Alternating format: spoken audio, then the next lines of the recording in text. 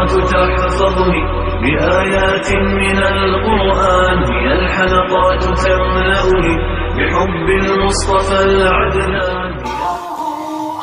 بسم اللہ الرحمن الرحیم.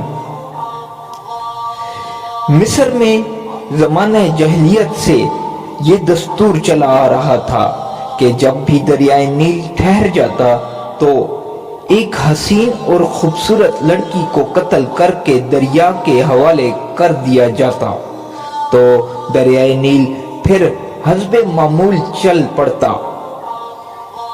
حضرت عمر رضی اللہ تعالی عنہ کے دور خلافت میں جب مصر فتح ہوا اور حضرت عمرو بن العاص رضی اللہ تعالی عنہ وہاں کے گورنر مقرر ہوئے تو اس وقت بھی حسب معمول دریائے نیل کی روانی ختم ہو گئی اور وہ ٹھہر گیا.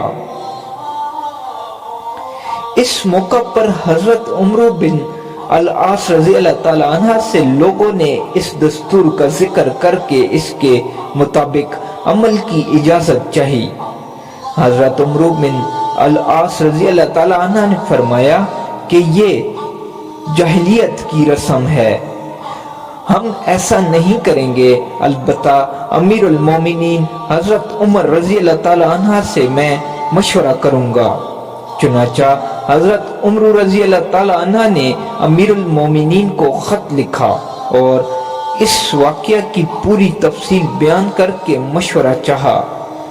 امیر المومنین حضرت عمر رضی اللہ تعالی عنہ نے اس کے جواب میں دریائے نیل کے نام ایک چٹھی روانہ فرمائی اور حضرت عمر رضی اللہ تعالی عنہ کو لکھا کہ وہ یہ چٹھی دریائے نیل میں ڈال دیں. اس چٹھی کا مضمون یہ تھا کہ یہ اللہ کے بندے عمر کی طرف سے دریائے نیل کے نام،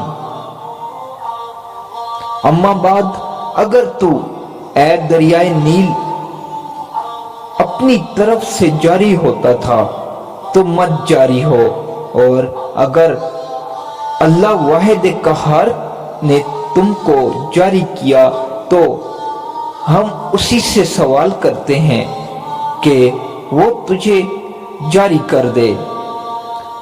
حضرت عمر بن العاص رضی اللہ تعالی عنہ نے یہ چٹھی دریائے نیل میں ڈال دی. ڈالنا ہی تھا کہ دریائے نیل خوب تیزی کے ساتھ رواں ہو گیا. سبحان اللہ.